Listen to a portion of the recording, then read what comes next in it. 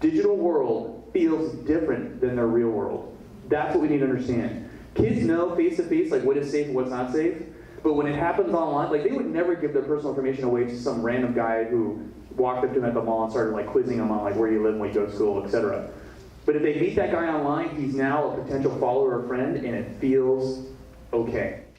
I generally feel safe online. I definitely feel safe. I think that I feel relatively safe online. Like I don't use dating sites, and then I don't meet people randomly that I wouldn't normally like trust meeting. Sometimes you get those friend requests from people that you don't think you know, or you do think you know, and you get those mutual friends. However, if I don't know them, I've never seen them in my life, I just try to steer clear of that because they definitely could be someone who potentially poses a threat. Don't go on any sketchy websites that would put me at risk, I think. I don't like post my location all over the place. I don't have my Snapchat map location things on, so I usually feel okay. I would say I lean towards the side of distrust. I don't really take a lot of steps as far as privacy goes, even though I know that I probably should, but I do what I can do.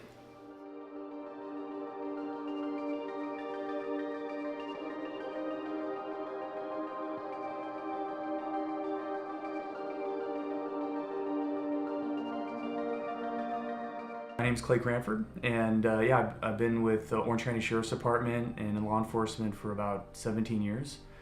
I've been a sergeant for the last about 2.5, 3 years. The vast majority of my law enforcement career has been in juvenile services, so working with students and families at schools here in Orange County as a school resource officer and also on our behavioral threat assessment team. I got introduced to a lot of the issues that families are struggling with, and primarily one of those areas is social media and the internet. A guy who we arrested out of Santa Ana, this was probably 2 or 3 years ago, maybe 2 years ago now. He hung around Chapman University in Cal State Fullerton. He asked to follow several of the girls who were students there. So these aren't teenagers anymore, now we're talking about young adults. He was aware of when they were away from their apartments, and he took that opportunity to break into their apartments and steal their stuff. I'm just really thankful that we were able to, get this guy into custody. I think it was just a matter of time before one of those girls got hurt.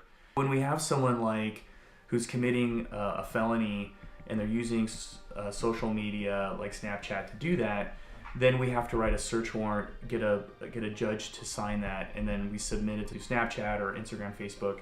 They provide us with that user's information, and then we have to write another search warrant to find out where that IP address points to, and then it's a process. If there's an imminent threat, then we get that information immediately from social media without a search warrant. We've had situations where people said, I'm bringing a gun to school tomorrow. Then we need to get that information immediately. One of the things that I did was to come up with this idea where each school has a tip number. When a text comes in from a student, a couple of people get that text. So whether it might be me, the school resource officer, the school administrator, and a school counselor. But when a student texts me something saying, "Hey, there's a student in my classroom who has a pocket knife," it gives me the opportunity to text back to them and say, "Thank you for your text. What's their name? Or where are you right now?" And then I can follow up on it right then. The system worked perfectly. We have students who are engaged with what's going on in social media. They care about their school safety. We have a mechanism for them to contact us that's not a difficult process for them. And then we're able to respond to it right away. Out of the requests and needs that I was getting from parents, I wrote a book. So it's called Parenting in the Digital World.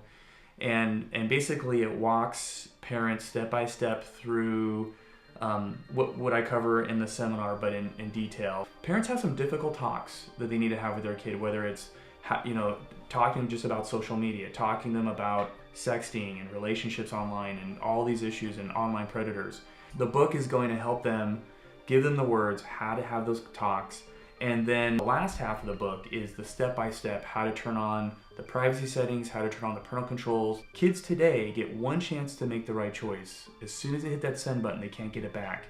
And the consequences are really difficult. On one hand, I don't think it's fair. I don't think it's fair for our kids to live in that kind of world where there's no grace for them often when they hit that send button. But also expecting them to make the right decision every time, I don't think is reasonable. So parents need to be aware of what's going on. They need to apply some accountability to what their children are doing, and be involved in their digital world.